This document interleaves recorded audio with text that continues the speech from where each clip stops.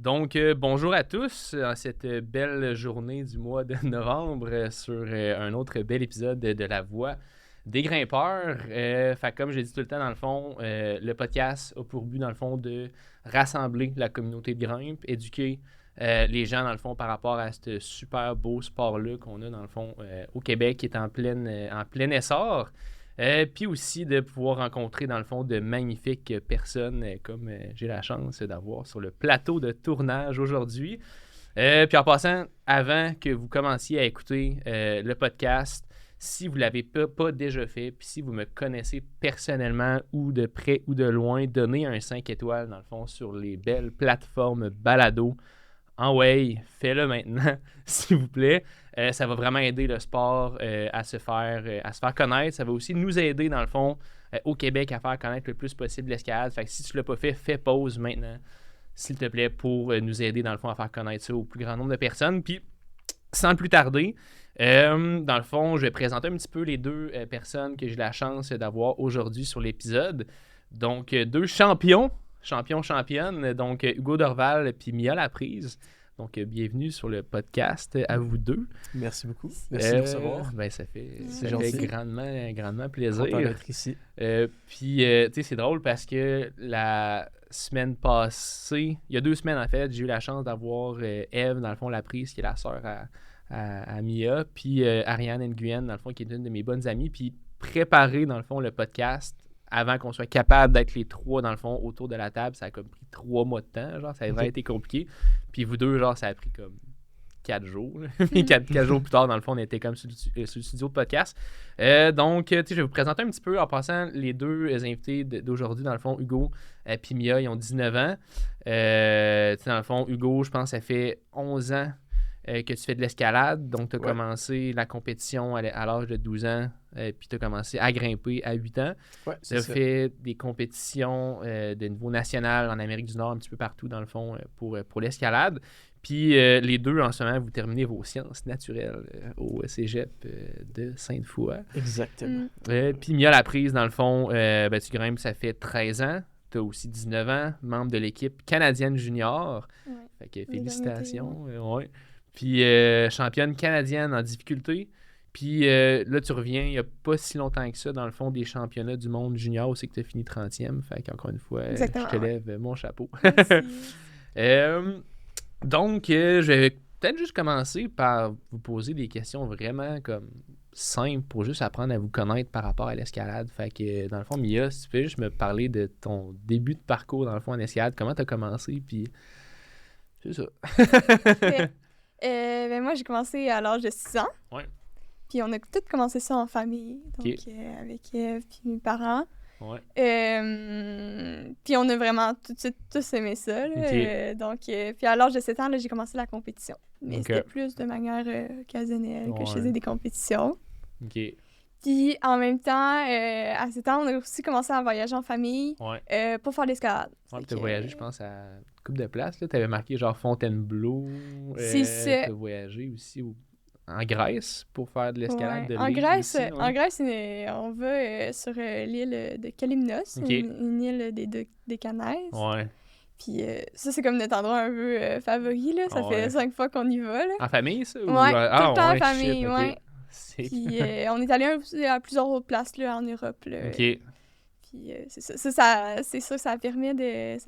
surtout, pour moi, ça m'a permis d'accroître aussi ma passion là, pour l'escalade, le mix de l'extérieur, puis du plein air en même temps. Là. C'est clair. Puis c'est ça, après ça, ben là, j'ai été un peu en sport-études au secondaire. J'ai commencé à faire un peu plus de compétition. OK. J'ai fait plusieurs podiums là, canadiens, qu'est-ce qui m'a motivé encore plus à m'entraîner fort, c'est ça. Puis c'est ça, là, l'été passé, ça a été la première fois que j'ai été dans l'équipe canadienne junior. Puis c'était comme ma dernière chance aussi d'aller dans les championnats du monde junior. C'est jusqu'à 18 ans, dans le fond, 18-19 ans, là. C'est que... C'est ça. C'est que tu passes à la prochaine étape. Ouais, ben là c'est ça. Ouais. La prochaine étape, ben, ça serait de rentrer dans l'équipe canadienne senior. Mais... That's the goal. Ouais. Puis en Corée, c'était comment là-bas, l'escalade? C'était malade, c'était fun. Ouais.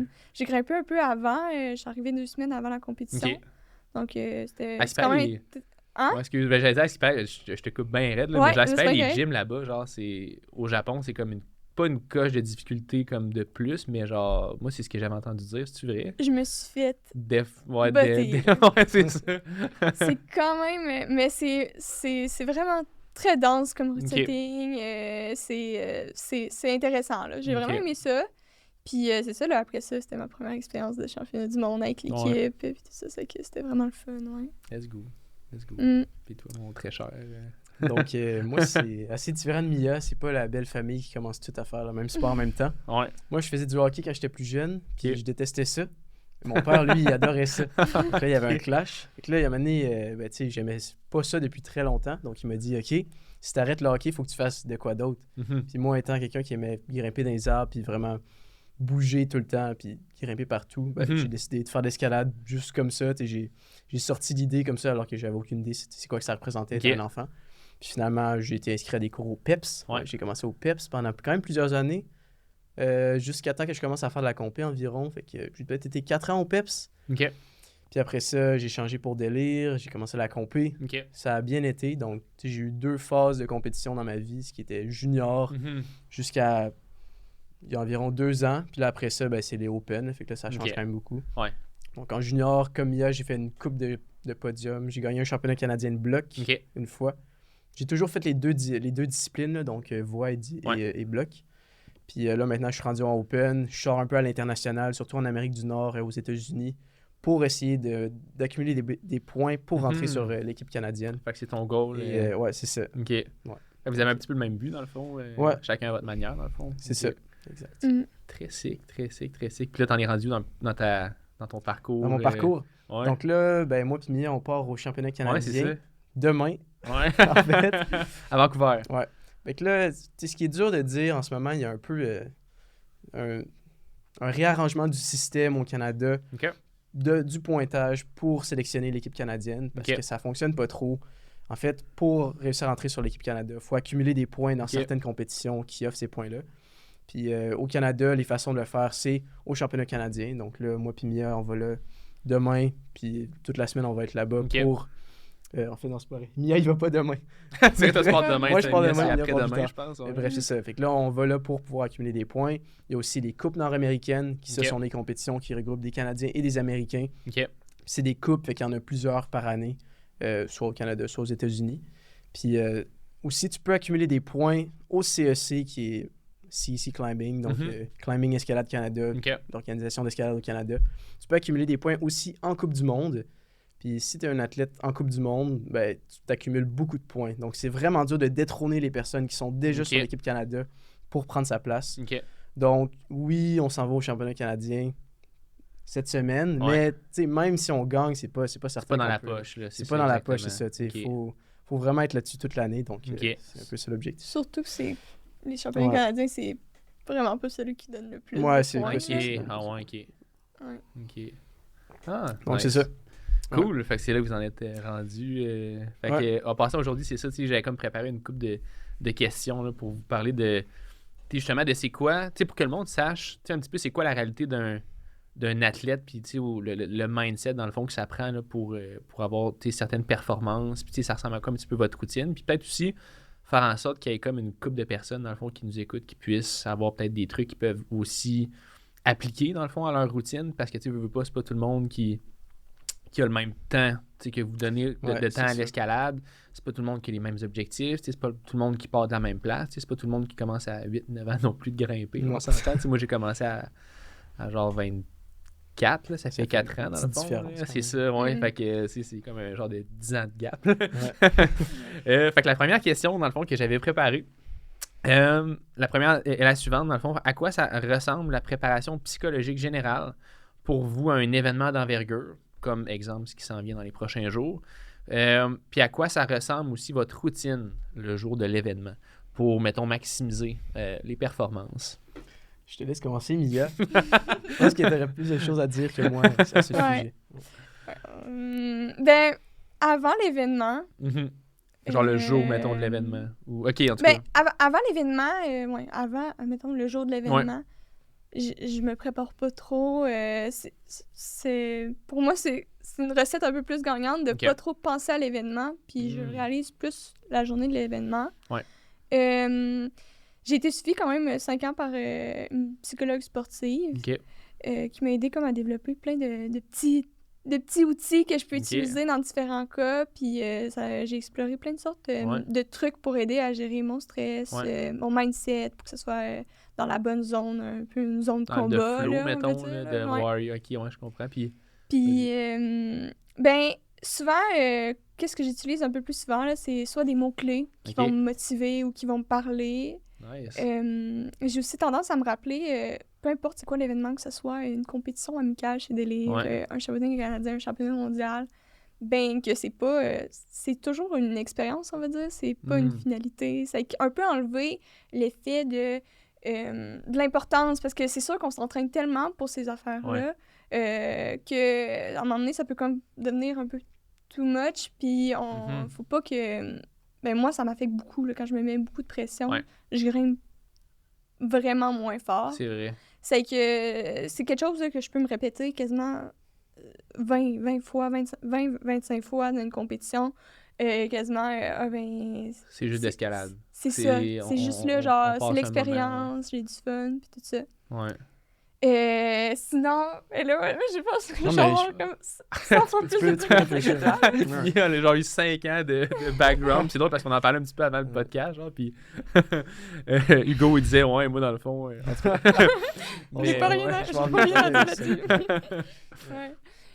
Sinon, la visualisation. J'aime ça me visualiser aussi. Ça, c'est souvent sur la chaise avant d'embarquer dans ma voie. Ouais. Que je chasse ou que je sais pas c'est quoi la voix, j'aime souvent m'imaginer dans des mouvements, soit que j'ai déjà fait en compétition, ou dans des camps de haute performance, qu'on a la chance après ça de refaire les voix, d'un mouvement qui était vraiment inconfortable, mais que j'ai pas hésité, puis que j'ai été, puis finalement, ben ça a passé. Ça a passé, puis je me sentais forte dedans. C'est beaucoup me rappeler dans des projets extérieurs, peu importe, des choses que j'étais fière d'avoir faites, puis que ça m'avait fait sortir de ma zone de confort, que je m'avais sentie forte après, puis tout ça. Ça te ramène dans l'émotion. Me visualiser là-dedans, me remettre dans ces mouvements-là, que j'étais en mode combat, puis j'avais le bon mindset. C'est que ça aussi, j'aime...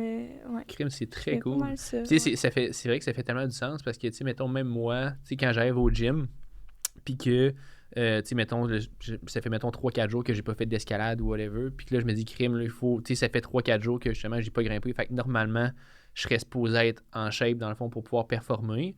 Puis souvent, quand je commence, mettons, ma séance de grimpe, justement, vu que j'ai plus une pression de me dire, crime, faut que je performe parce que, normalement, je devrais performer, ben là, t'es moins dans un flow. Tu t'analyses beaucoup. Puis souvent, j'ai l'impression que quand tu penses à grimper, dans le fond, finalement, tu sais, t'es pas dans le mouvement puis dans le flow de grimper. Fait que ça me fait un petit peu penser à ça. Puis tu sais, justement, moi aussi, avant, j'écoutais, tu sais, j'ai suivi quand même quelques formations, dans le fond, pas par rapport à l'escalade, mais tu sais, moi, je travaille en vente, dans le fond. Puis tu sais, j'avais ma business aussi, dans le fond, en vente. Puis le mindset en vente, tu sais, c'est un petit peu le même mindset qu'il faut avoir qu'un athlète qui va performer.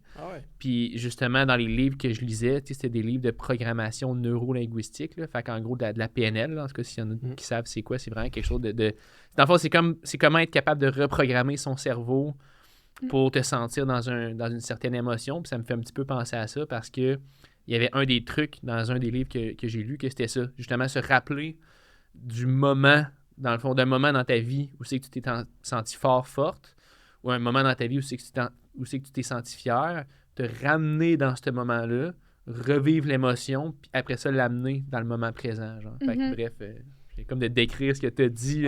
C'est fun parce que c'est vraiment applicable un peu dans plein de sphères, autre que juste la compétition. Ouais, puis c'est un mindset, en bout de ligne. Quand tu as un bon mindset en général, tu peux amener ça dans n'importe quelle sphère de ta vie, là, que ce soit dans ton couple, que ce soit dans ta business, à l'école, dans le sport, dans tes relations de famille, amicales, et puis tout ça. Là, c'est tout part de là, en bout de ligne. Et toi, Hugo? Bon. Non, mais je suis sûr en plus que on te pose la question, puis peut-être que tu as de la misère à te dire, genre... je fais ça de façon structurée, mais probablement que tu le fais inconsciemment. C'est vrai. Ben, tu sais, maintenant que j'y repense, c'est juste... C'est pas une affaire que je me dis je vais faire consciemment, mais c'est plus... moi, c'est pas tant une préparation psychologique, c'est juste ma préparation avant la compé, là, pas le jour même, vraiment avant, les semaines avant ou peu importe. Ma préparation, moi, c'est l'entraînement. Puis, je suis content de l'entraînement que je fais, je m'entraîne fort, j'aime ça. Donc, rendu là, ma préparation est faite, j'ai confiance en mes capacités, puis en compé, il va arriver ce qui peut arriver en fonction de comment je me suis entraîné. Donc, j'ai jamais tant de pression là-dessus. De comment je veux performer mieux que le niveau auquel je me suis entraîné. Je sais ce que je vaux, etc. Maintenant, ce qui est un peu plus délicat, c'est rendu à la compé. Moi, comme IA et puis comme probablement beaucoup de personnes sur cette planète, quand il y a de la pression, quand il y a un enjeu de résultat, ben là, moi, ça me fait aussi également moins bien performer parce que je suis plus stressé, je suis plus nerveux, je grimpe moins bien, j'ai une moins bonne qualité de grimpe, etc. Donc là, à ce moment-là, moi, c'est vraiment plus là que ma préparation psychologique rentre. Moi, ce qui fonctionne pour moi, c'est vraiment me reconvaincre que je suis pas là pour les résultats. Je suis vraiment là parce qu'à la base, pour moi, l'escalade, c'est une passion. Que là, j'ai la chance d'être à une compétition où les blocs ou les voies sont créés, sont montés juste pour moi, à mon niveau, pour me permettre de me dépasser. Puis que, dans le fond, je suis là par passion. Là. Je suis pas là pour être stressé ou peu importe. Je suis là pour passer un bon moment. Puis, des fois, c'est vraiment difficile d'y croire quand tu es là sur place avec tous les gens. Il y a genre une espèce d'ambiance de compétition, une vibe, c'est ça. Peu importe, tu sais qu'il y a des résultats. Mais en tout cas, moi, c'est ça qui m'aide à vraiment améliorer mes performances en me reconvainquant que c'est pour là que je suis ça. C'est pour là que... J'ai l'impression aussi qu'il doit y avoir quand même beaucoup de... C'est vraiment intéressant ce que tu dis parce que j'ai l'impression qu'il doit tellement avoir beaucoup d'athlètes que justement, comme toi, ils vont dire, tu sais quoi, ou comme Mia aussi dans le fond, qui vont dire genre, OK, moi, je suis là pour vivre l'expérience, puis plus qu'ils essaient de vivre l'expérience puis qu'ils se détachent du résultat, ben plus qu'ils performent. Puis j'ai peut-être l'impression aussi qu'il y a d'autres types d'athlètes que c'est le contraire. Que, tu sais, justement, le résultat, dans le fond, moi, toute la quote qui me vient en tête, c'est comme « Pressures make diamonds ». Tu sais, dans le fond, plus que de pression, plus que tu t'élèves, dans le fond, par rapport à la pression. Mais j'ai l'impression que c'est comme peut-être deux écoles de pensée différentes. Ben, pas de pensée, mais d'être différentes. Il y a définitivement certains athlètes qui, pour eux, la pression de résultat, puis ça leur donne vraiment une genre de rage en escalade qui leur permet d'aller chercher leur 110%. Pour moi, ça fonctionne pas, là, me donner mais c'est vraiment chacun sa façon. Chacun sa manière. Là, moi, j'ai même un exemple concret. La fois que j'ai gagné mes championnats canadiens en bloc en 2018, mon objectif à cette compé-là, c'était de faire la finale. Fait que là, rendu en finale, c'était pas un objectif que je m'étais donné sans y croire. Là, je voulais pas faire première place, je voulais juste me rendre en finale. Puis là, quand j'étais rendu en finale, puis que mon objectif était atteint, c'était juste profiter du moment, etc. Puis finalement, j'ai gagné. Exact. Contre toute attente. Donc, c'est une preuve que pour moi, c'est ça qui fonctionne le mieux. Donc, juste pour les personnes, juste apprendre, essayer des affaires, ça se teste, là, ces choses-là, avoir différents mindsets. Donc, trouver la meilleure façon pour toi. Pour toi, ben oui, 100%. J'aime ça. C'est ça. Tommy, est-ce que tu dirais que tu performes des fois sous pression ou pas tant... Toi, c'est comme pareil, pas performer sous pression, mais c'est ça l'expérience. Puis... Ouais, en escalade, pas, là. En mettant à l'école, souvent, je trouve que ça se ressemble, là. C'est utile dans toutes les sphères. À l'école, je suis capable de performer sous pression, mais en escalade, on dirait que c'est toujours fait ça pour le plaisir. Puis dans mes entraînements, je suis tellement dans un mode juste du plaisir à comme sortir de ma zone de confort, puis à être... Quand il y a de la pression, là, c'est j'ai plus conscience de qu'est-ce que je fais pendant que je grimpe. Ça peut... OK, te déstabiliser bien je me parle, moi, quand je me grimpe. Là, j'ai une belle petite conversation de prochain move, force, puis tout ça, puis respiration. Mais quand mettons, je suis en compé, puis j'ai vraiment trop de pression, là, je suis trop nerveuse, j'ai plus rien qui se passe là, dans ma tête. C'est fou parce que je trouve que, mettons, l'escalade, c'est tellement un sport qu'il faut que tu sois fort. Puis aussi, mettons, des fois, il faut que tu sois comme enragé pour faire un certain move. Mais en même temps, il faut tellement que tu sois zen puis calme. Fait que c'est comme un mélange de c'est ça, comme un guerrier qui est comme vraiment centré, qui est calme, mais qui est fort en même temps. Ben oui, c'est bien beau avoir plein de forces disponibles. Il faut bien que tu saches l'utiliser, que tu l'utilises de la bonne façon. Pas compenser autrement. Puis ça, ça se remarque facilement. Mettons, moi, je connais plusieurs personnes à Délire Escalade que je vois qui commencent à vraiment grimper des blocs difficiles, des codes comme V10, V11, puis on travaille les blocs ensemble. C'est juste que la différence, quand eux, ils s'en vont en compé, moi, j'ai fait de la compé depuis que j'ai 8 ans. Fait que, tu sais, j'ai comme... Je suis habitué en compé à utiliser ma force. Je suis capable de faire les blocs comme eux, mais en compé, je suis capable d'utiliser cette force-là, puis de bien réfléchir dans les mouvements pour à mon avantage. Alors que eux, c'est plus... ça fait pas longtemps qu'ils grimpent pour la plupart. Ça fait 2 ans. Les personnes que je cible, ça fait 2 ans qu'ils grimpent. Ils grimpent des cotes ultra durs, fait que physiquement, ils sont ultra forts. Mais en compé, c'est vraiment différent. Utiliser ta force au bon moment, en 5 minutes, devant une voie ou un bloc que tu n'as jamais vu avant. C'est compliqué. Ben oui. C'est une autre game. Surtout en bloc, là, ça te prend vraiment de l'expérience pour bien gérer tes essais. Là. Mettons, dans un bloc de slab ou de verre, d'intensité, ben, tu vas avoir des stratégies complètement différentes. Mais en training, quand tu fais pas juste des trainings de 6 000, ben, ça peut être... T'es sûr que c'était juste, mettons, en compé, t'es combien de temps déjà par bloc? C'est 5 minutes? Ça dépend de la ronde. Ça dépend, c'est ça. 5 ou 4 ou 5 minutes. 4 ou 5, hein. Fait que c'est sûr que si t'es au gym puis t'as comme 1 heure devant toi, devant le même bloc, pour le SND, tu peux juste te dire, tu sais quoi, moi je vais le forcer. Là, je vais forcer fort. Puis même si mon ballon, je suis pas positionné de la parfaite façon, moi je vais être capable de le sortir. Alors qu'en compétition, si t'as une coupe de blocs devant toi puis que t'as juste 4-5 minutes, ben là, il faut que tu essaies de trouver le tweak qui fait en sorte que crime, ça feel effortless, comme pour le faire. Là. Clairement. Cool. Fait que je serais vraiment très, très content de voir comment vous voyez ça. Deuxième question, quelles seraient les majeures différences de mindset / stratégie que vous voyez entre les grimpeurs de compétition puis des grimpeurs qui s'entraînent plus de façon récréationnelle? T'en as parlé un petit peu comme quasiment live, là, mais... Certaines personnes, c'est ça. La rage puis le vouloir un bon résultat, ça les aide vraiment. Puis il y a d'autres personnes comme moi qui c'est vraiment plus à apprécier la passion pour l'escalade qui permet d'enjoy le moment puis de tout donner. Mais sinon, c'est sûr qu'il y a des nuances entre ces affaires-là. Tu pensais quoi de ça? Ben, moi, mettons, les personnes que je connais plus récréationnelles, mais qui s'entraînent, mettons, pour faire des projets. C'est, mettons, quelqu'un qui grimpe 3-4 fois par semaine versus, mettons, vous autres, que c'est vraiment, l'escalade, c'est au centre de votre vie. C'est quoi, mettons, la majeure différence que vous voyez? Ça peut être par rapport à leur entraînement, à leur mindset ou à leur stratégie, peut-être. Ben, c'est sûr que nous, on a des entraînements vraiment spécifiques là, qui sont faits pour travailler qu'est-ce qu'on veut. Là. Moi, je dis, j'ai tendance à avoir, mettons, une difficulté à tenir des slopes ou je vais améliorer mon endurance. C'est sûr qu'on va vraiment travailler spécifiquement là-dedans. Des fois, quand tu n'es pas entouré d'un coach, de préparateur physique, puis des spécialistes là-dedans. T'es pas conscient de ça, des fois. C'est difficile. Souvent, il y a des personnes qui vont me parler, j'aimerais ça m'améliorer, puis c'est pas parce qu'ils n'ont pas d'expérience en escalade, c'est juste que c'est quel exercice que je vais faire, à quelle fréquence. Puis c'est difficile des fois de rentrer ça dans ta routine quand c'est pas ton rythme de vie à être athlète. Grimpeur, tu fais des trainings par-ci par-là. C'est peut-être dans la préparation, mais ça dépend.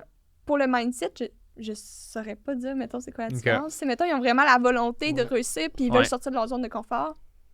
Fait qu'en c'est une question d'outils, peut-être. Comme il a dit, c'est sûr qu'être à notre niveau, t'es à notre niveau, donc on a les outils qui sont offerts. On a des coachs, différents coachs, un coach de conditionnement physique, un coach plus technique, on a des horaires d'entraînement, etc., qui peuvent aider à ça. Fait que, nous, on suit ça parce que on aime ça.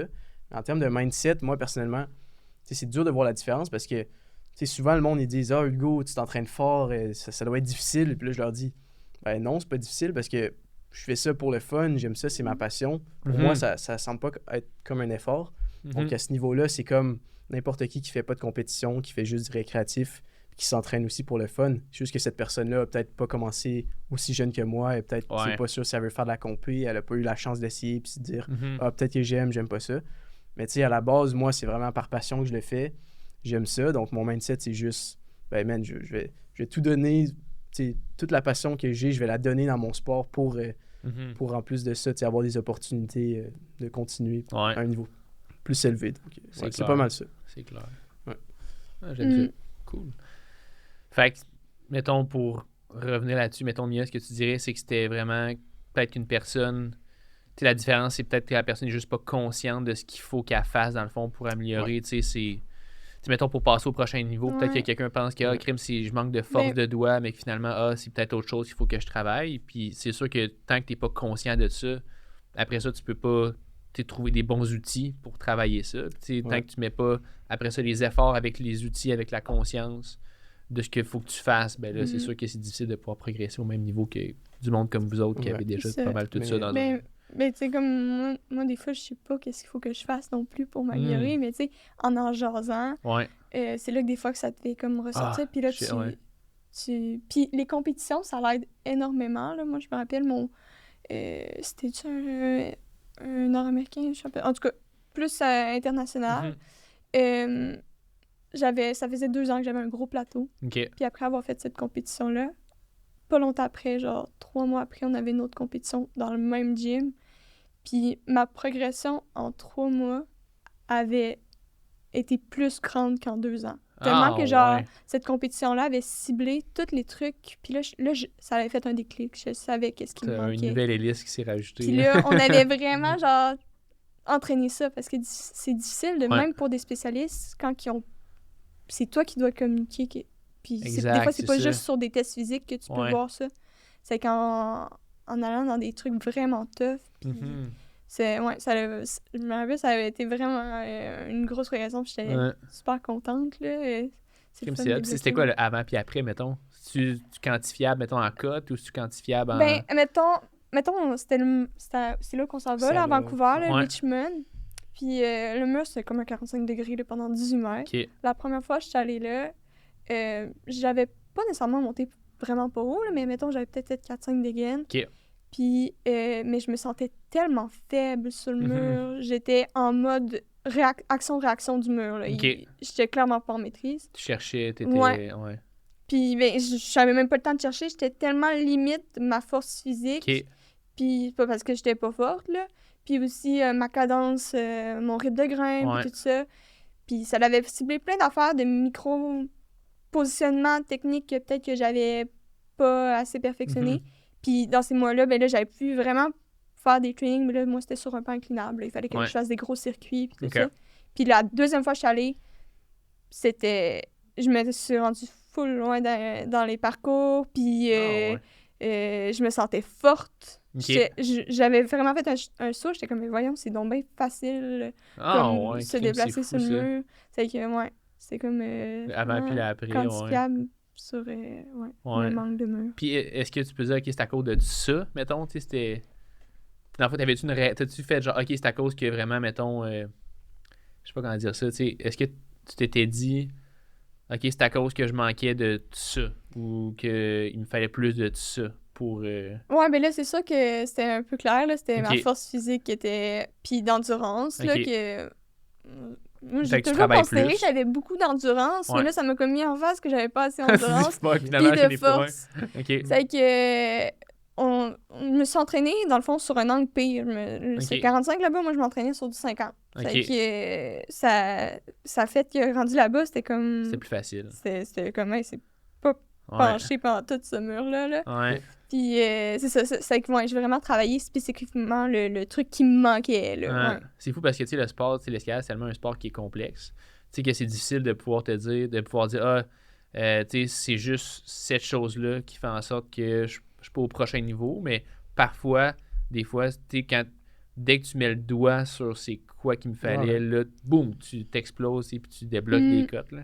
C'est ça. Pour les personnes qui font du récréatif, ça peut juste être dur de mettre le doigt dessus. C'est ça. Mais je pense qu'en escalade, on a la chance d'avoir une super belle communauté qui s'entraide beaucoup. À même le gym, juste tu peux trouver quelqu'un qui va t'apprendre plein de choses en escalade que tu qui t'a jamais parlé de ta vie. Il y a plein de coachs, plein de cours à faire, des podcasts, peu importe. Mais en tout cas, effectivement. Honnêtement, si c'est vraiment quelque chose que vous voulez améliorer, mettre le point sur peut-être vos faiblesses, ben c'est sûr qu'il va y avoir quelqu'un pour vous aiguiller là-dessus. C'est pas tout seul que... c'est vrai. Vous n'êtes pas obligé de faire tout ça tout seul. L'escalade, c'est vraiment... Demander de l'aide. SOS grimpe. C'est ça, exact. Puis c'est hot parce que la communauté d'escalade, c'est pas comme la majorité des sports aussi qui est... beaucoup de sports que le monde sont comme en compétition l'un envers l'autre. Je voyais ça à la TV quand j'écoutais justement des vidéos d'escalade puis ça, puis même dans les professionnels, dans des compétitions, ils s'encouragent entre eux autres. Genre, mais tu sais, mettons que tu t'écoutes, moi, je suis la NFL, le football, mais tu sais, les équipes, l'une contre l'autre, là, ils s'encouragent pas. Là, c'est au contraire, c'est du trash talk, puis ils s'envoient chier. Là, tu sais. C'est vraiment particulier comme vibe de communauté. Moi, ça fait longtemps que je fais de l'escalade depuis. Ça va faire 10 ans dans pas longtemps. Puis j'ai jamais eu aucune mauvaise expérience de compétition. J'ai jamais eu de rivalité avec aucun athlète. Si c'était pas une c'est ça, j'ai eu des rivalités, mais vraiment qui nous poussaient les deux plus haut parce qu'en même temps, on était, par exemple, des amis, littéralement. Je suis ami avec mon plus grand compétiteur. On s'entraîne ensemble. Fait que c'est vraiment juste des belles expériences que j'ai eues. Très cool. J'aime ça. Troisième question. Dépendamment du moment de l'année, pouvez-vous me décrire à quoi ressemblent vos cycles d'entraînement? Puis comment, selon vous, mettons quelqu'un qui est plus récréatif, qui n'a pas autant de temps ou d'énergie, mettons, que vous à mettre dans l'escalade, peuvent adapter ça, dans le fond, dans leur routine? Est-ce que tu veux commencer par ton... on a quand même un peu un cycle d'entraînement similaire. On a le même coach. Parce que toi, tu travailles... mettons, tu focuses plus sur la voix, puis plus sur le bloc. Je focus un peu plus sur le bloc parce que la voix vient avec, mais je fais les deux, là, en gros. Mais, comme... Ça dépend, là. Là, on avait comme un cirque de force. OK. C'est qu'on s'entraînait vraiment plus des trainings plus muscu, un peu plus souvent par semaine, parce que habituellement, on a comme plus un training maintien. Une fois par semaine, ça, c'est comme de base. On a tout le temps ça. Ça, c'est, mettons, maintien, ça serait de la force, mettons, de faire du squat, puis genre des affaires standards. En fait, premièrement, il y a une nuance entre... Si tu fais du récréatif, tu peux t'entraîner... nous, il faut qu'on se prépare pour une compé. Là. Fait que là, il y a des cycles d'entraînement pour être prêt à un certain moment précis dans le temps. C'est ça. Si tu fais du récréatif, tu n'as pas besoin de faire ça. Ouais. Donc, ça peut être si, plus exemple, mettons, tu sais que tu as une période, tu sais que tu pars en voyage, par exemple. Mettons que tu dis, moi, je pars un mois à Squamish au mois d'octobre, mettons. Puis tu sais que, mettons, quelqu'un de plus récréatif, il faut qu'il s'entraîne avant ça. Est-ce que ça pourrait être quelque chose qui serait similaire à... Ouais, quand même. Ouais, ça peut être similaire, c'est vrai. Il faut qu'il cible. Mettons qu'il va faire du bloc, c'est clair que... curieux, C'est clair qu'il faut qu'il fasse plus un cycle de force que, mettons, un cycle d'endurance. OK. Il n'y en aura pas besoin. Mettons qu'il part à Calinos, où c'est des cycles qu'il doit faire des voies dans un toit de 40 mètres. Ben là, tu vas faire... Oui, tu as besoin de la force. Comme Hugo disait, mettons, souvent, le bloc, ça... T'as la voix qui vient avec, parce que quand t'es fort, ben, même si... Tu vas être fort plus longtemps. T'as pas besoin de rester 6 minutes sur le mur. Ben, tu dois avoir une base de force, puis, ben, mettons, là, tu vas devoir faire un cycle plus sur l'endurance. Mettons, tu vas faire plus de la voix pour pouvoir te faire toute ta voix, pas juste les 10 premiers mètres, par exemple. OK. Mais, Fait que c'est ça, nous, notre cycle d'entraînement, mettons qu'on oublie qu'il faut que ça change en semaine à cause qu'on se prépare une compé. En gros, c'est 2 entraînements par semaine de conditionnement physique. OK. Fait que ça, c'est vraiment... on grimpe pas, là, c'est vraiment... On s'en va dans la salle en haut à délire. On fait... en fait, c'est pas mal juste des calistheniques, là, donc des exercices avec le poids du corps. Sauf beaucoup d'haltérophilie des doigts, des avant-bras pour augmenter la force de doigts. Du hangboard. Okay. Puis c'est quand même rare qu'on utilise des poids. On fait pas l'haltérophilie parce que dans le fond, tu veux être fort, mais pas lourd. Tu vas être explosif dans le fond. Ouais, tu vas c'est être, ça. Fait que c'est ça, des exercices de calisthenics. Après ça, beaucoup d'haltérophilie de doigts parce que c'est vraiment important. Puis c'est ça, surtout en haut du corps, sans négliger le bas, etc. Je ne vais pas rentrer dans les gros détails. Dans les micro-détails. Du conditionnement physique 2 fois par semaine. Puis à l'intérieur de tout ça, environ 3 fois par semaine, des entraînements plus techniques. Puis là-dedans, souvent qu'il y en a un, plus de volume. Là. Fait que là, on va grimper vraiment beaucoup de blocs. Je pense que je vous ai croisé en plus à Sainte-Foy. C'est des entraînements moins le fun un peu parce que tu es essoufflé, tu cours, tu es tout le temps pressé parce qu'il faut comme que faut que tu te fatigues dans le fond. Ouais, c'est ça le but dans le fond. Puis sinon, il y a des entraînements plus techniques à travers de ça. Ces 3 autres plages d'entraînement-là sont séparées dépendamment. Des fois, ça ne tente pas là, de faire certaines choses.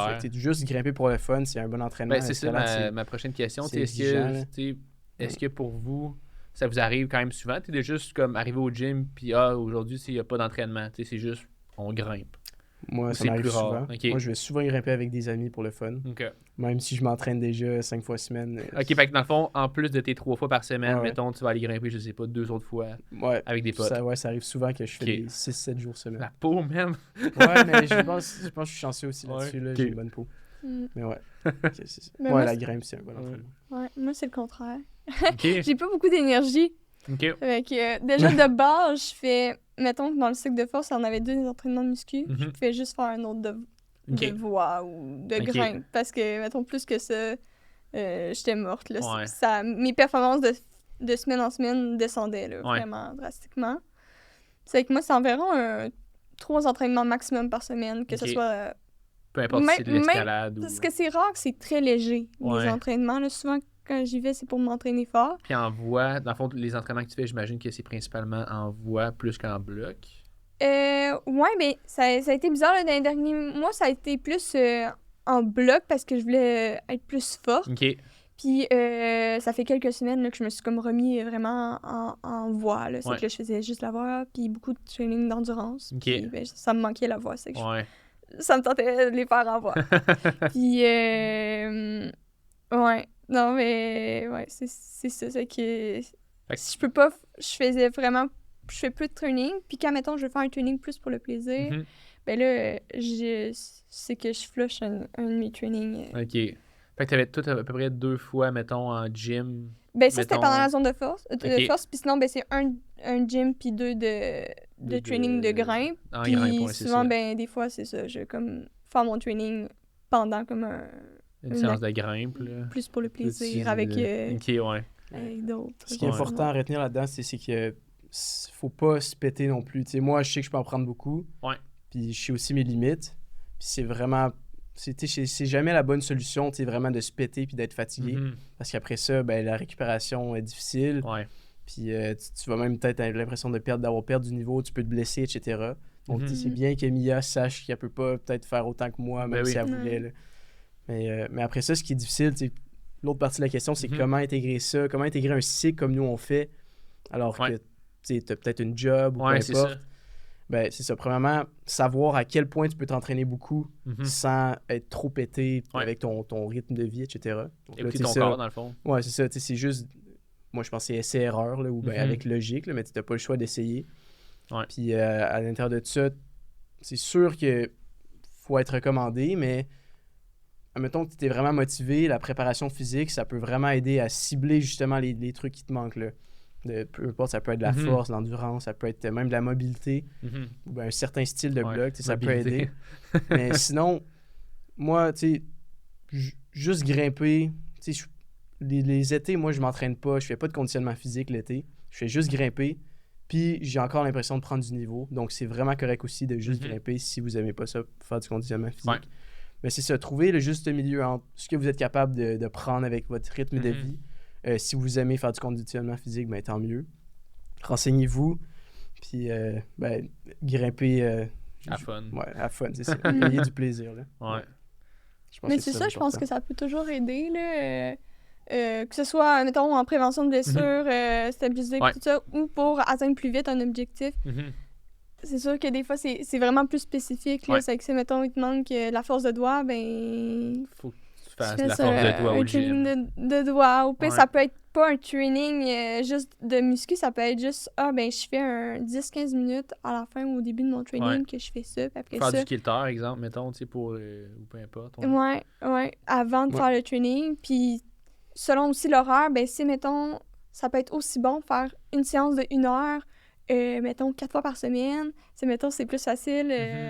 Ou de faire 3 fois semaine, 3 fois des plus 2 grosses heures, mettons, séances ouais.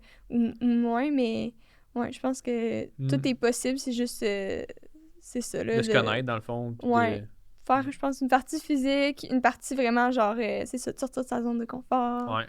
faire les entraînements selon qu'est-ce que tu veux. Ouais. là, C'est ça, tu sais, le but, c'est, tu sais, oui, de s'améliorer en escalade, mais si ça devient trop, Brûlant. ben, la passion va partir. Fait que c'est Mhm. vraiment pas ça qu'on veut. Fait qu'il faut jamais, tu sais, faut jamais se fatiguer. Faut pas rendre notre qualité de vie... faut pas diminuer notre qualité de vie parce qu'on s'entraîne trop pour avoir des meilleurs résultats. Ouais. Parce que là, la passion va s'éteindre. Ben, c'est ça. Ça vous arrive-tu des fois, vous autres, d'être comme... d'être brûlé de l'escalade, comme pendant, mettons, ou de prendre un break de l'escalade, mettons, pour 1 semaine, 2 semaines, ou... Moi, ça m'arrive... oui, ça m'arrive, mais tu sais, c'est pas genre, j'aime plus ça l'escalade. Exact, c'est juste comme, OK, je me suis entraîné pendant 8 mois cette année, puis là, je pense que c'est vraiment le temps que je prenne une pause parce que je sens que ça pourrait arriver. Puis justement, je l'ai fait cet été, je suis parti 2 mois dans l'Ouest. J'ai grimpé pour le fun, j'ai pas fait d'entraînement physique, j'ai juste grimpé pour le fun. J'ai pris 2 mois de pause à, tu sais, comme grimper par pour passion, mais tu sais, vraiment sans me casser la tête avec ça.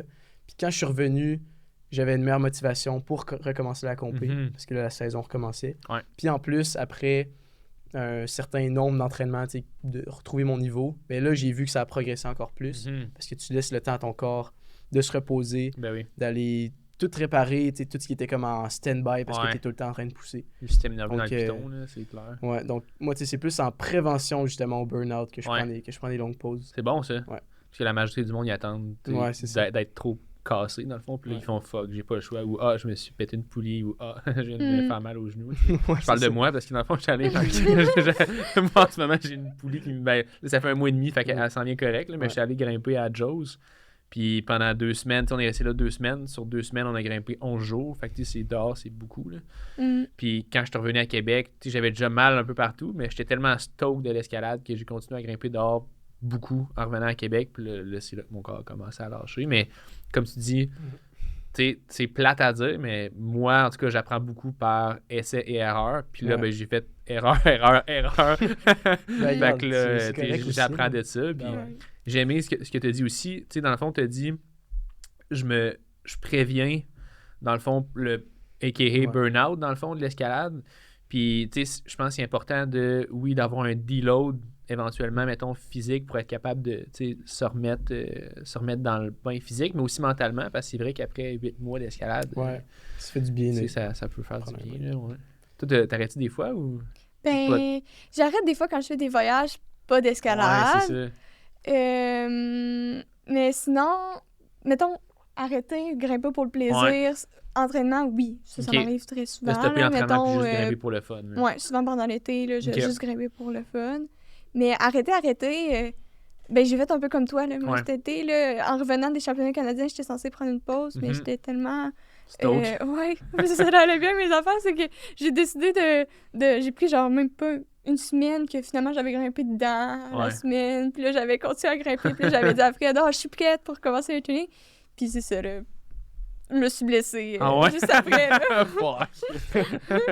Parce qu'il aurait fallu que j'arrête, mais non, c'est ça. Des fois, c'est rare que je me suis dit, j'ai besoin d'un break. Je suis tannée ou peu importe. Toujours le goût de grimper. Keep the stoke alive. Oui, c'est ça. Si vous en ressentez pas le besoin, c'est pas. C'est ça, c'est ça. Mais des fois, t'as comme pas le choix, là, physiquement. Ouais, des fois, t'as pas le choix. Pour le corps, c'est ça. Pour le corps, c'est ça. Ouais. Puis mentalement, ça peut arriver, là, aussi, là, que tu perds. Moi, ça m'est jamais arrivé, là. Mais.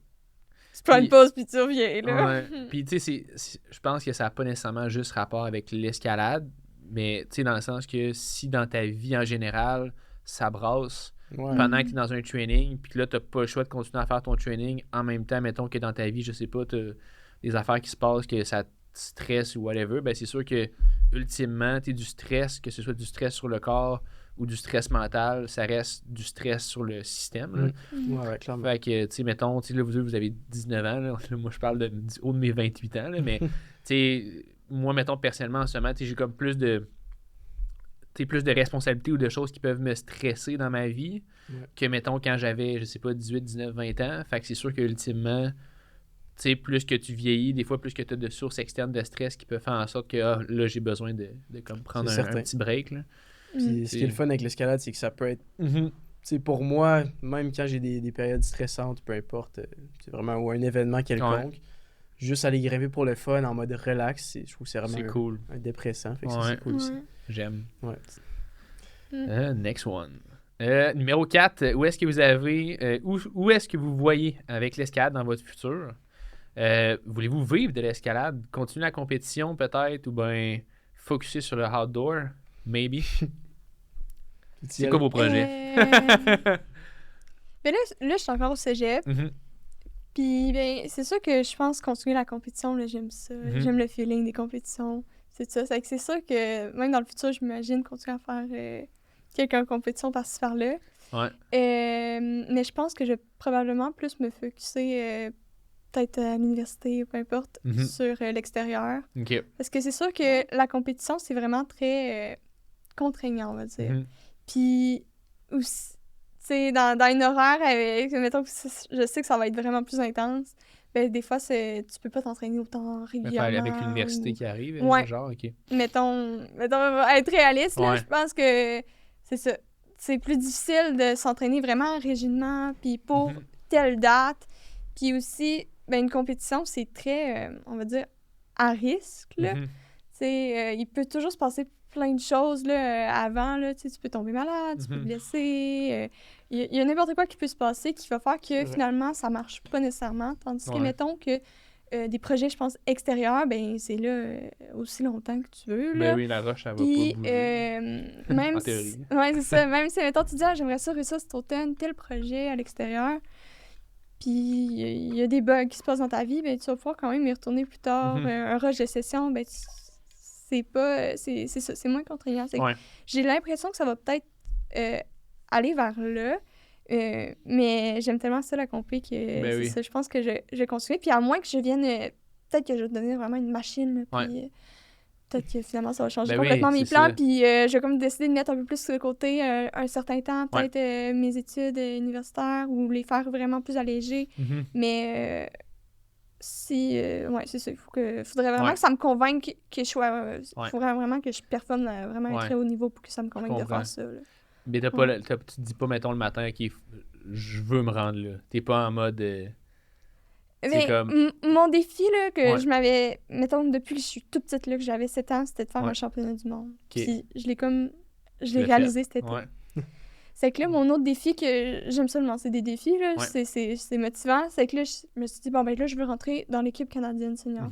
Mais c'est plus un objectif lancé en tête, comme ça. C'est que, oui, j'aimerais ça l'atteindre, puis tout ça, mais mettons, les études, pour moi, c'est quand même rendu quelque chose de très important dans ma vie.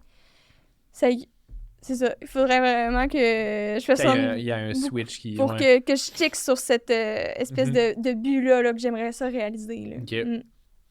J'aime ça. Ouais. Pour moi, c'est... Ben, en tout cas, ça a le temps de changer, là, mais en tout cas, en ce moment, je pense pas que ça va être l'outdoors, l'extérieur, parce que ben, j'ai tout simplement pas eu la piqûre. Puis ça fait longtemps que j'ai pas la piqûre, donc tu sais, je vois pas pourquoi j'aurais soudainement une piqûre, mais tu sais, ça se peut, je sais pas. Je sais pas pourquoi j'aurais soudainement une piqûre. En tout cas, mais tu sais, c'est aussi parce que moi, j'aime la compé, donc mon objectif, c'est de continuer à compé. Mais, tu sais, là, je suis comme à un niveau où je suis comme pas vraiment au niveau que je voudrais être. Je suis juste en dessous de l'équipe canadienne, j'essaie de rentrer dessus, donc c'est un bel objectif.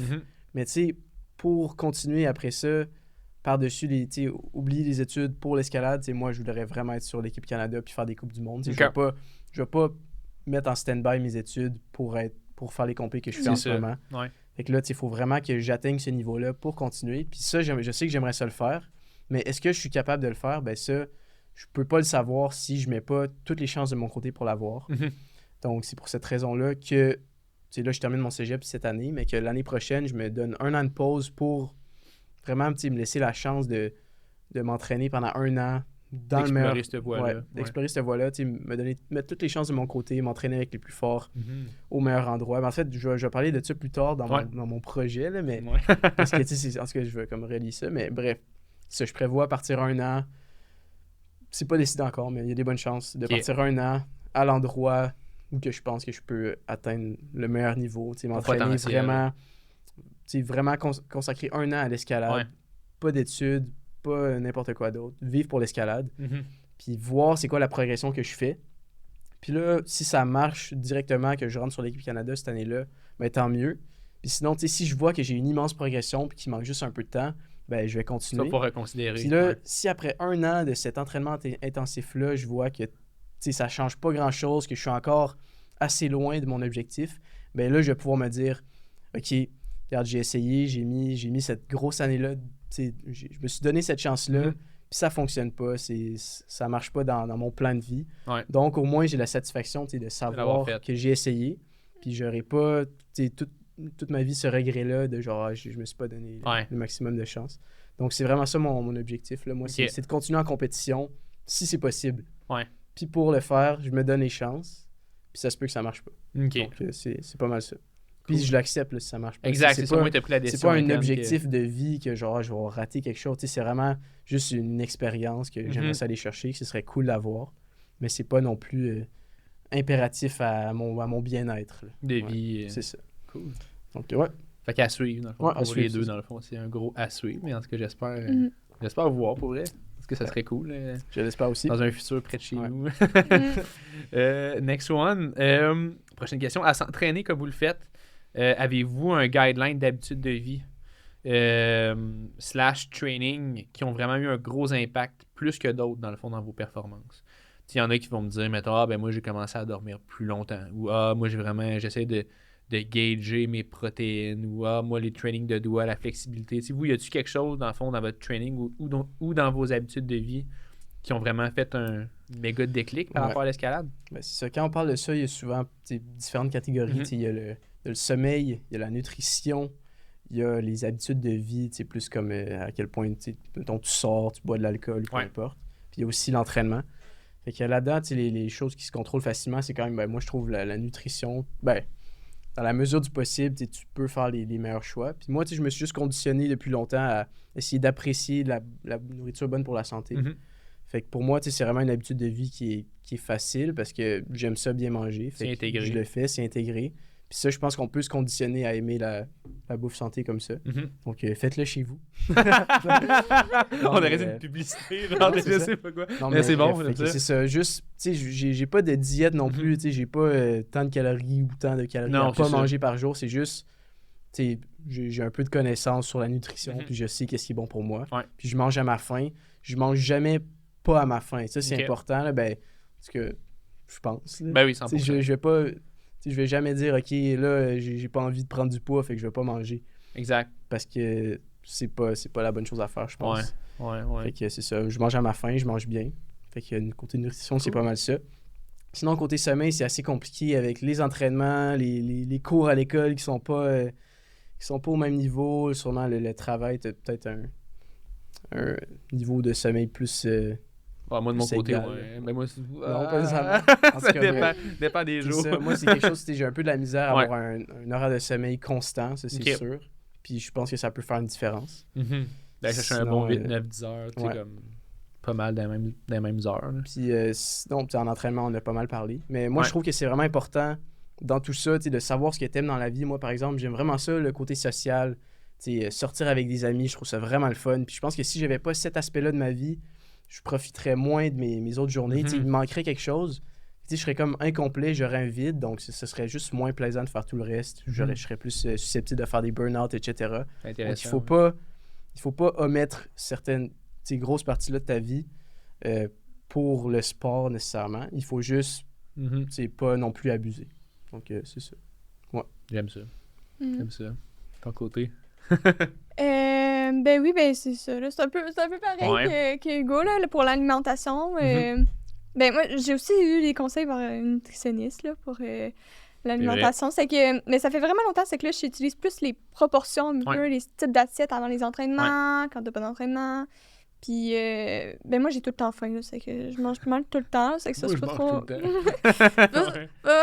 trop un problème. Là, c'est que souvent, avant les entraînements, même pendant, j'ai plus de la difficulté. Là, on dirait que souvent, c'est très intense, les entraînements. C'est rapide, on fait des gros exercices. Mais idéalement, quand je le faisais pendant, ça m'aidait encore plus. Là, mettons un petit fruit, une petite bartende en même temps. Là. Puis, c'est ça. Niveau alimentation, c'est sûr que ça joue là, dans l'énergie puis les performances. Puis, niveau training, est-ce que vous avez, mettons, eu des affaires que, depuis que j'ai commencé à faire ça, ça le skyrocket, ou il n'y a pas vraiment de dénominateur commun qui a fait que ça l'a été exponentiel? C'est dur à dire. Les deux aspects du training qui peuvent changer de quoi, c'est la qualité puis la quantité. Nous, on a de la qualité depuis longtemps parce on s'est toujours entraîné avec des coachs de qualité. C'est sûr que ça a augmenté au fur et à mesure parce qu'eux aussi prennent l'expérience, ils peuvent mieux nous aiguiller sur notre entraînement. Mais en gros, il n'y a pas eu... moi, j'ai pas vécu l'expérience d'un entraînement de qualité versus un entraînement pas de qualité. Puis je vois une grosse différence. C'est vraiment plus en quantité. Puis là, à un moment donné, tu peux juste pas dépasser ton seuil. C'est ça. Tu peux pas aller plus loin. OK.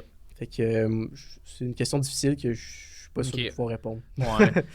Mettons exemple, moi, je sais qu'en ce moment, depuis une couple d'années, j'ai quand même pris de la force, mettons au niveau des doigts, au niveau de la force de pull-up, puis tout ça. Mais je sais qu'une de mes grosses faiblesses, c'est comme la flexibilité. En ce moment, mettons, je travaille beaucoup ça. Fait que moi, dans le fond, la question que je vous posais, moi aussi, oui, ce que je vous posais, c'est est-ce que vous, il y a une affaire que vous avez découvert que c'était vraiment ça votre faiblesse, que vous avez travaillé, puis en travaillant ça, vos résultats ont vraiment augmenté, ou vous, ça a tout le temps été comme un ruisseau? OK, c'est... tu peux y aller, Mila, mais je pense que j'ai des trucs qui peuvent être intéressants là, pour quelqu'un qui s'est jamais vraiment entraîné fort en escalade. Ouais, ben ouais. Mais ça n'a jamais été un ruisseau, là, on va dire. Le fameux ruisseau, oui. Mais je sais pas trop ce que j'ai fait là, pour débloquer des fois le... Pour déclencher, ouais. Le ruisseau. Le ruisseau, ouais, c'est ça. Mais, ouais, non, c'est ça, je sais pas trop, là. Peut-être que c'est les coachs qui te disaient, mettons, travaille ça, tu le faisais, puis les résultats arrivaient. Des fois, c'est vraiment des trucs très niaiseux ou qui fait... Moi, des fois, ben là, dernièrement, c'était vraiment retravailler comme les bases. OK. C'est un peu niaiseux, là, genre, se faire expliquer comment bien faire telle affaire. C'est sûr que mais pendant que je le fais, je suis comme, c'est tellement niaiseux, puis j'essaie vraiment de porter attention sur tout comment fonctionne mon corps, puis qu'est-ce que je ressens quand je fais mon muscle, tel muscle qui se contracte pendant que je fais tel mouvement. Puis ce genre d'entraînement-là, à chaque fois que je les ai faites, ou j'ai fait tout ça, m'emmener des entraînements grimpe ralenti, là, qui permettent vraiment de mieux prendre conscience de qu'est-ce qui se passe. À chaque fois, personnellement, moi, je voyais pas la différence dans mes feelings quand je grimpais, mais tout le monde autour de moi, il était comme, voyons, qu'est-ce qui s'est passé? C'est comme ça que j'ai passé d'une grimpe, mettons, Fred avait ça, une grimpe, mis à la grimpe en genre petit tank, là, genre mouvement explosif, t'arrêtes, mouvement explosif, t'arrêtes. Petit tank? Ouais, c'est un petit tank, t'attaques la voie, là, tu vas, là, explosif, là. Ouais, exactement, là. Puis, à une grimpe vraiment plus, genre, fluide, un peu plus qui danse, une espèce de danse sur le mur, là. Mais c'est ça, c'est que ces petits trucs-là, ils ont débloqué, genre, un autre style de grimpe qui est venu naturellement, dans le fond, de retravailler les trucs plus faciles. Mais, mettons, des gros blocages, comme je disais tantôt, là, c'était vraiment plus, genre, je me suis fait dire, c'est un peu comme tu dis, là, on a entraîné, puis à un moment donné, avec les évaluations, mettons, des compétitions, ça a permis de débloquer tranquillement, pas vite, ces affaires-là. Cool. J'aime ça. Moi, si j'ai quelque chose à dire là-dessus, c'est quelque chose que j'ai comme... que je me suis dit assez récemment. C'est que, dans le fond, en escalade, il y a vraiment beaucoup de styles de grimpe différents. En compé, tu as 4 ou 5 blocs différents qui sont de styles complètement différents, chacun des autres. Puis souvent, tu sais, quelqu'un qui regarde ça de l'extérieur, il dit, OK, donc le meilleur athlète, ça va être celui-là qui va être le meilleur dans tout. Okay? Il va être autant bon dans tous les styles, puis il va être le meilleur dans tous les styles. Okay? C'est sûr que cet athlète-là ne peut pas vraiment exister parce que n'importe quel grimpeur a des forces et des faiblesses. Puis pour augmenter son niveau, il ne faut pas délaisser ses forces pour essayer d'augmenter ses faiblesses. Au contraire, il faut... Tu sais, admettons, ton niveau, il est de même. Tu es fort dans ci, tu es un peu moins fort dans ça. Tu veux pas ramener ça à un même niveau, tu veux augmenter le tout en même temps. Parce que d'un côté, tu vas prendre du niveau des deux bords. Tu vas pas juste stagner d'un côté. Puis en plus, souvent, les forces chez un grimpeur, c'est ce qu'il aime travailler. Par exemple, moi, j'aime vraiment les mouvements dynamiques. Puis quand il y en a au gym, j'aime vraiment ça les faire. Puis je sais que si j'arrêtais de les faire pour, admettons, améliorer ma technique de dalle, donc les murs plus plats dans les pieds, je sais que j'aurais moins de fun à grimper parce que moi, j'aime ça sauter sur les murs. Fait que genre, je continue à faire mes entraînements normaux. Puis pour améliorer ma dalle, par-dessus ça, là, je me suis rajouté comme toi des étirements, des affaires. Puis vraiment, ça m'a aidé beaucoup. Cool. Sans pour autant délaisser mes forces qui sont déjà là. Puis continuer à m'entraîner comme je le faisais avant. en rajoutant ces petites affaires-là pour améliorer mes faiblesses. Moi, à un moment donné, j'avais comme complètement arrêté mes forces pour travailler mes faiblesses. Puis t'avais moins de fun. Ça m'avait tellement joué dans ton mental parce que à chaque fois, t'es pas bon. Ouais. C'est difficile sur le mental. Puis oui, après ça, tu retournes. Mais comme Hugo dit, c'est important d'augmenter les deux. Tu reviens aussi bon, mais c'est comme une perte de temps parce que oui, peut-être tu vas avoir un peu amélioré dans ta faiblesse, mais c'est tellement important la confiance en soi en escalade que le fait qu'à chaque fois que tu travailles, puis c'est des gros trainings qui sont difficiles sur le mental, tu scènes moins de projets. C'est ça, on dirait que la progression est vraiment moins rapide. Là. Ouais, c'est vrai. C'est important d'apprécier ses qualités dans le sport, puis continuer à les développer, tout en développant les faiblesses. Ouais. Parce que c'est toujours un peu moins le fun. Donc, il faut quand même continuer à apprécier ce qu'on fait. Exact, ouais. Faut pas les fuir non plus. Ouais, non, c'est ça. Fait que, ouais, c'est un petit truc que j'ai remarqué récemment, qui je pense c'est vraiment important de comprendre pour progresser. Pour progresser, c'est ça. Dernière question. Bonus questions. Avez-vous des projets que vous voulez partager ici? Avez-vous des projets que vous voulez partager ici sur la plateforme qui n'ont pas nécessairement rapport avec l'escalade en général, puis des choses que vous pensez faire dans les prochaines années, que ce soit par rapport à l'escalade ou pas à l'escalade? Tu veux commencer? Ben, je peux y aller. Ouais. On veut vous connaître, là. Ouais. Non, mais c'est bien. Ben, j'ai pas... je sais qu'Hugo, lui, il a probablement un projet qui est plus un peu en lien avec l'escalade ou peu importe, là. Ben, moi, mes projets dans les prochaines années, c'est sûr que, là, comme je disais, là, les études, c'est quand même assez important. C'est que là, je travaille pour rentrer en pharmacie, là. Vous savez que ça serait un de mes projets. Puis sinon, ben, c'est sûr que j'ai toujours dans la tête... j'aimerais ça continuer à... C'est un peu bizarre, mais j'ai comme déjà un train de vie que j'aime vraiment beaucoup. C'est que mon but, c'est de pas perdre ce train de vie-là. C'est comme mes futurs projets, c'est de continuer à voyager. Autant pour découvrir des nouveaux spots à l'extérieur, j'aimerais peut-être ça aussi, me trouver des projets à l'extérieur puis les travailler parce que souvent, quand je m'agrippe à l'extérieur, c'est vraiment plus pour le fun, profiter de l'extérieur. Je travaille pas, genre... C'est tout le temps pour explorer comme le plus de voies possible. Puis là, j'aimerais peut-être ça, c'est ça, là, trouver quelque chose qui me craint à aller travailler, puis tout ça. C'est ça. C'est sinon pas de gros projets en vue. Exact. Bon, sinon, de mon côté, ben là, t'as dit projet pas concernant pas l'escalade, ben est-ce que... Oups, ça concerne l'escalade. En tout cas, bref, ce que je disais tantôt, c'est que mon année prochaine, je vais vraiment essayer de la consacrer. Ben, c'est pas certain à 100%, mais ça s'enligne vers ça. Je veux la consacrer à l'escalade. Puis pour ça, la meilleure place où aller, qui est pas trop dépaysante pour moi, c'est à Salt Lake City, aux États-Unis, en Utah. Parce que là-bas, il y a un centre d'entraînement national, quelque chose qu'on a au Canada, mais en tout cas, c'est vraiment pas au niveau de celui des États-Unis. Puis, tu sais, moi, j'ai accès à ce centre-là.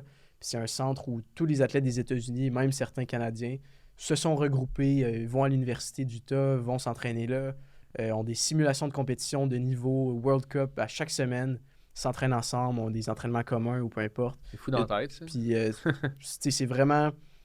Il n'y a aucune meilleure façon de s'améliorer que d'être avec des gens meilleurs que toi. Puis en plus, avec les installations les meilleures possibles. Donc, c'est vraiment ça mon projet pour l'année prochaine, qui concerne l'escalade. Sinon, dans la vie, ben, c'est ça. Là, je mets une pause à mes études pour aller faire ça, pour tenter le terrain, voir si ça fonctionne. Sinon, ben, il me reste à avoir le projet de trouver ce que je veux faire en dehors de l'escalade. Puis, ben, c'est encore une question que je me pose. Puis, sinon, ben, je suis pas pressé, honnêtement. Ça me stresse pas plus que ça. Sinon... Fais-toi pas avec ça. Moi, à 19 ans... Là. Ouais, c'est ça. Ben, c'est pas grave. Fait que je me concentre sur l'escalade pour l'instant. Puis... Ça me rend bien heureux. Ouais. Cool. J'aime ça. J'aime vraiment ça. Ben écoutez, ça met fin pas mal à notre épisode. Pour vrai, j'ai vraiment eu beaucoup de fun avec vous autres. Ça a passé vraiment vite. En tout cas, peut-être que dans la saison 2, on pourra vous réinviter. Mais ça me ferait plaisir. Cheers pour vrai. Ouais, cheers. Chapeau. Ting, ting. Pour ceux qui sont à la maison, dans le fond, comme j'ai dit au début, si tu n'as pas encore donné un 5 étoiles, donne un 5 étoiles, s'il te plaît, sur le balado ou sur YouTube. pour nous aider à nous faire connaître. L'escalade, c'est un méchant beau sport qui se développe à une super belle vitesse, puis il faut le faire connaître, puis rassembler la communauté avec ce podcast-là. Fait que ça nous aiderait énormément si on prenait un petit 2 secondes pour le faire. Puis si on peut vous rejoindre, vous autres, sur les réseaux sociaux? Personnellement, Instagram. Instagram? Ouais, ben pour suivre mon aventure d'escalade, je suis vraiment pas assidu. Mais c'est mieux que rien. Hugo Dorval, ouais, j'imagine. Hugo Dorval, vous allez le trouver, ça va être le premier. Good. Fait que c'est ça. Ouais, moi aussi sur Instagram, Mia la prise. Mia la prise, cool. Fait que thank you à vous deux. Puis, merci à toi. À la prochaine. Ouais, merci. À la prochaine.